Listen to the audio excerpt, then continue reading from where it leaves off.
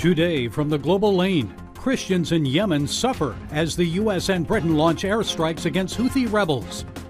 Christians, obviously a despised minority, very much impacted by what's going on currently. They become easy targets.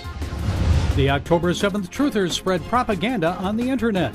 Ignoring the evidence, they argue Israel launched the terror attack against its own citizens.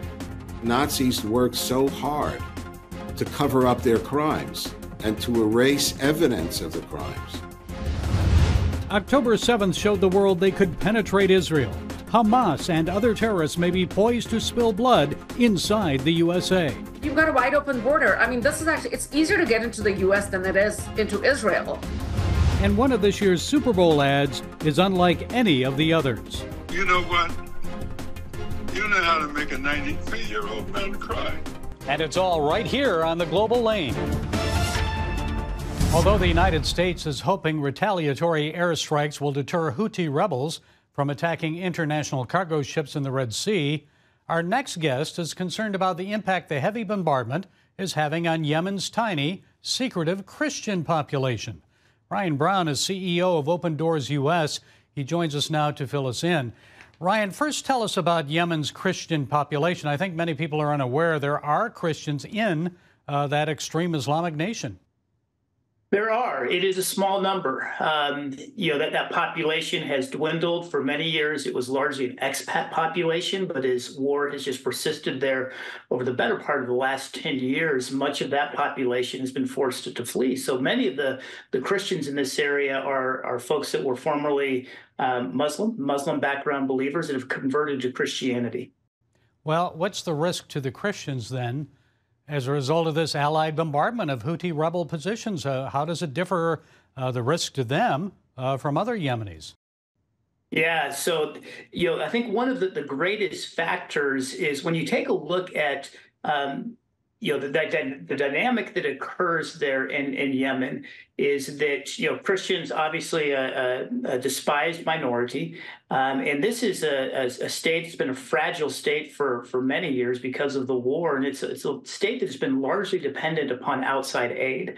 As that aid is getting distributed, Christians are often last in line as it relates to being able to receive the care and attention there. As war and as these things continue to escalate, that has a ripple effect, an economic ripple effect.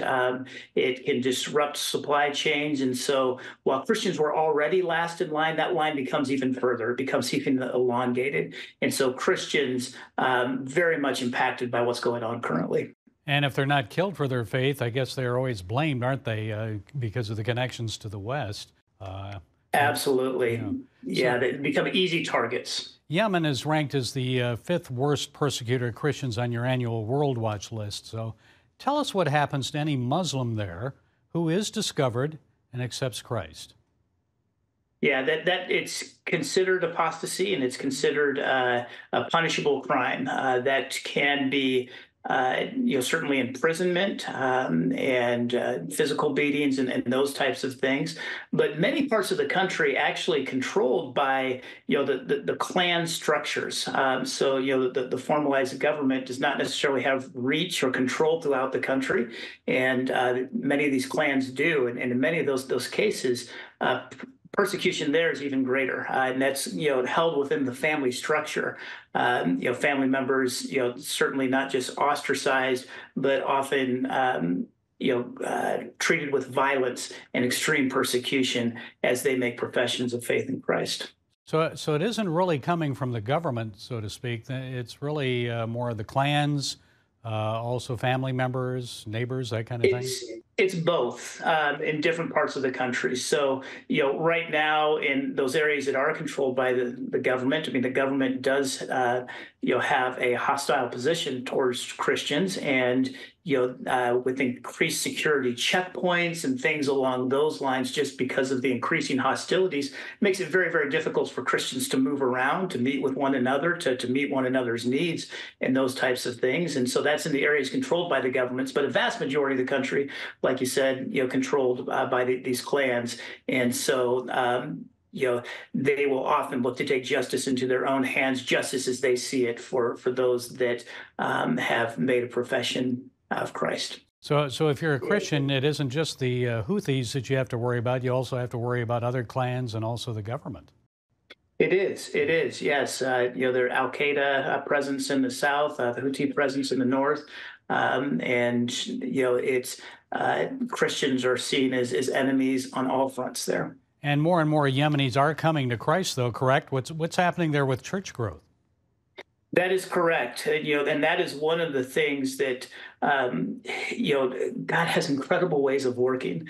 And one of the prayer requests that we get from those that we have the privilege of walking alongside in Yemen are to pray for the ministry efforts that are happening there. Many of the Yemenis who have been impacted are scared and are curious and are looking and are asking questions. And in many cases, the church has been able to come alongside, and the Word of God is providing the types of answers that people are looking for. And so, the call that our Yemeni brothers and sisters continue to echo to us is that we would pray with them, that even in the midst of this conflict, that they would see peace and they would see security, but they would recognize that in the midst of this conflict, that God is doing incredible things, that his purposes are advancing and the church is advancing there. And so just praying that they would be faithful stewards of this opportunity that God has given them. Well, more war, more hardship, and more people coming to Christ. Ryan Brown, CEO of Open Doors U.S., thank you for providing us with that information, Ryan. We appreciate it. A new conspiracy theory is spreading across the internet. It's called the October 7th Truther Movement. The idea that Israel, not Hamas, carried out the brutal terrorist attack last October. Dale Hurd explains. This is day 16 of your daily reminder that Israel, not Hamas, is responsible for the massacre of Israeli civilians on October 7, 2023. Called October 7th Truthers, this group believes Israel was behind the attack that killed 1,200 Israelis that fateful day. It entered the mainstream when an Oakland City employee blamed Israel for the attack during a city council meeting. There's not been beheadings of babies and rapings. Israel murdered their own people on October 7th. This Israeli military helicopter footage has been used to claim that the IDF intentionally fired on its own citizens. And in the conspiracy forum on Reddit with 2 million members, a person writes, "There is a 100% chance that Israel is behind all of this. It's not like they don't have a long track record of false flag terrorism." Another writes, "The world is a stage run by the Sons of Zion." The October 7th massacre of Israelis by Hamas is one of the most well-documented crimes in history, live-streamed for the world to see. And yet October 7th denial is spreading. This is the ultimate fake news. Rabbi Abraham Cooper of the Simon Wiesenthal Center says anti-Semitism since October 7th has skyrocketed. And those who have not experienced it personally, all they have to do is go up on social media. It's pervasive. It's increasing. Social media is tailor-made for conspiracy theories. You can manipulate photos, videos, information to bend it to whatever your reality is, including creating a flat earth, whatever it might be. Cooper said the Jewish community was already in crisis mode before October 7th. Now the Anti-Defamation League says Jews face a threat level unprecedented in modern history. In December, almost 200 Jewish organizations across the U.S. were targeted with swatting incidents, false reports to the police of shootings or bomb threats. This Alabama synagogue had to be evacuated during a Shabbat service because of a bomb threat. People are on edge. They're nervous, and we're going to continue to reassure them that it's safe to come to services.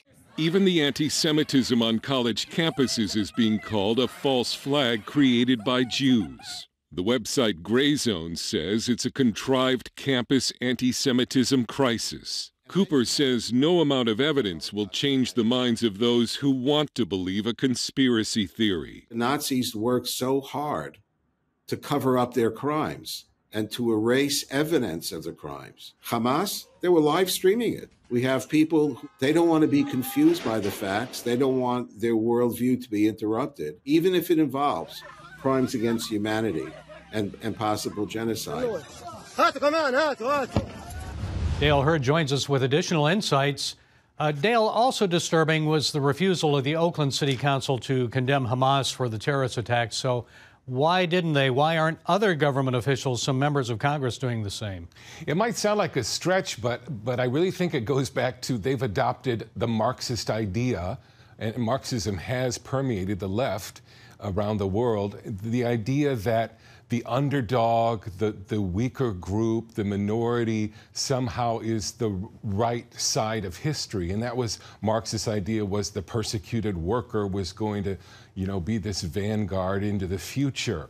And they believe the lies about Israel's treatment of the Palestinians, and they see this mistreated minority, and they decide there must be some virtue in that, and evil in Israel, which, by the way, is the only democratic government in the Middle East. Well, so this is really anti-God Marxism that they're battling. You've reported on anti-Semitism around the world for many years, and the threat level is now at an unprecedented level in modern history. So why is that? Because this trend didn't begin with Israel's war with Hamas in Gaza. Is social media to blame? Yes, but a chunk of it is ignorance of history. I'm seeing online people acting like Israel is just another country like Slovakia or El Salvador. It's a haven for a people that a country tried to wipe from the face of the earth, while the rest of the world, including the United States, turned our backs. Let's not forget there were currents of anti-Semitism in this country before the Holocaust, with Father Coughlin's radio program. And anti-Semitism was much more visible, although not necessarily violent in this country. And then we saw where it would lead with the Holocaust, and that was pushed back. But then here we are again, because ultimately, I personally believe anti-Semitism is a temptation. Well, what role then are the Muslim Brotherhood and their supporters playing in all of this? Some people have complained about the influence of pro-Israel groups in Washington, but it seems the pro-Hamas Palestinian lobby and propaganda machine is quite influential there. It is, and you can see how they throw scraps into the machine. They're feeding this machine with conspiracy theories, social media posts, and the left buys it because the left wants to buy it. The left wants to believe that the Palestinians, Hamas, which is a terrible terrorist group that persecutes its own people, is somehow virtuous, and that Israel, a democracy, is a source of evil. Well, quickly then, Dale, Jesus said the truth will set us free. So how much is this anti-Israel, anti-Semitic trend reversed when people are blind to the evidence and the truth? It is a sign, I think, of the spiritual condition of our age, that so many, including conservatives, are starting to adopt this view that Israel is a sinister force. And if you're a conservative and a Christian, stop it. Okay, Dale Hurd, thank you for sharing your thoughts and that insightful report. We appreciate it. Iraq, Afghanistan, Syria, the battle against al-Qaeda, the Taliban, and ISIS. Is America safer since the start of the war on terror? America Invaded is a new documentary examining that question, interweaving testimonies from veterans and Gold Star families suffering loss. The film also contends the number of terrorists crossing the U.S. southern border is now at an all-time high. Director Namrata Singh Gujral joins us with more. Namrata, Homeland Security statistics show in the past 3 years at least 300 apprehensions at the southern border of people on the FBI's terrorism watch list. So what did your investigation uncover? More than that. Remember, these are your formal apprehensions. We have close to 2 to 2.5 million gotaways at this point. You can learn more about the spectacular gotaways in the movie America Invaded. But when you actually statistically look and adjust the numbers, beyond the formal apprehensions, it is far more than that. Well, at least 30 apprehensions since the start of Israel's war against Hamas in Gaza that are being reported anyway. Are these terrorists Hamas fighters or Iranian-backed militiamen, Hezbollah, Houthi, other groups? What our investigation shows is, yes, we definitely have threats from Hamas and Hezbollah. And I mean, think about, why wouldn't you? They went to Israel. They were able to get in there, infiltrate the villages, and wreak the havoc that they did. And you've got a wide open border. I mean, this is actually, it's easier to get into the US than it is into Israel. I think it's the Islamic fundamentalists. There's various different organizations, Hamas and Hezbollah being just two of them. You've got ISIS-K, you've got Houthi rebels now, you've got the Jaish-e-Mohammed and the other sort of different parts of the world from Pakistan, et cetera. So I think what I like to just say is jihadists, Islamic fundamentalists, and their ideology is the same. We actually talk about in the film, we talk about what do all of these groups have in common. And we talk about the ideology that speaks to infidels or non-believers who should be punished, who should be killed unless they're under your rule and they pay a tax called jizya. And we actually have a couple of Islamic, very well-known Islamic authorities in the film that speak to this. And it's scary, very scary. Well, the U.S. right now is continuing to launch retaliatory military strikes inside Yemen, Iraq, and Syria. What's the likelihood that the terrorists that have gone undetected crossing the southern border, the gotaways that you mentioned, may launch attacks right here inside the U.S. if the U.S. bombs targets, let's say, inside Iran? I don't think it's going to necessarily instigate them to do it so much, because I think that they're here to instigate those attacks. Do I think it's going to maybe fast track it? Absolutely. But remember, we started doing this 2 years ago, and we sort of followed the path, and we actually show you some interviews in the film of terrorists actually being in the U.S. I think they're here. The sleeper cells are here. Unfortunately, and I say this with a great deal of remorse, we will see another 9/11, unfortunately, and I'm so sad to say this, we will. Well, it seems like it's heading that direction. And in your film, America Invaded, you talked to veterans, Gold Star families who told you about their suffering and their sacrifice. Do you think it was worth it, or are they bitter and resentful? What do they think? I don't think these people can ever be bitter and resentful just because of who they are. I have never served in the military. I'm a Democrat, believe it or not. I'm not a complete crazy leftist. I'm somewhere in the middle. I do believe Americans should come together. I just did an interview and they asked me, why are you still a Democrat? Because the Democrat Party is a mess. I'm not sure I'm going to vote Democrat in 2024, but someone needs to stick around to fix the party. What is happening at our border should concern every single American.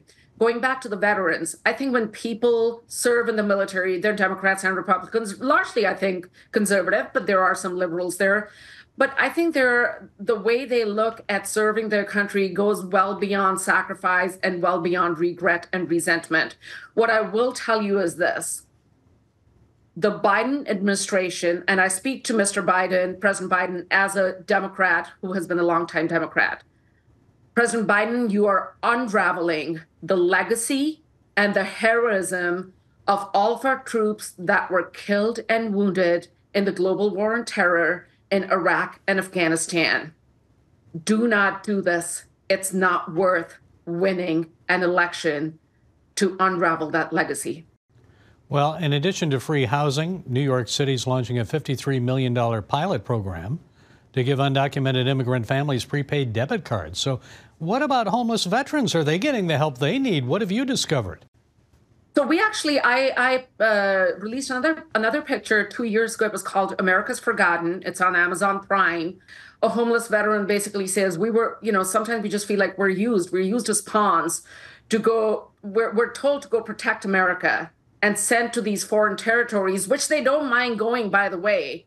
And then you just leave the floodgates open on the home front of giving out these free handouts to illegal immigrants versus perhaps the people that have served and come back and need the help desperately to live their day-to-day lives.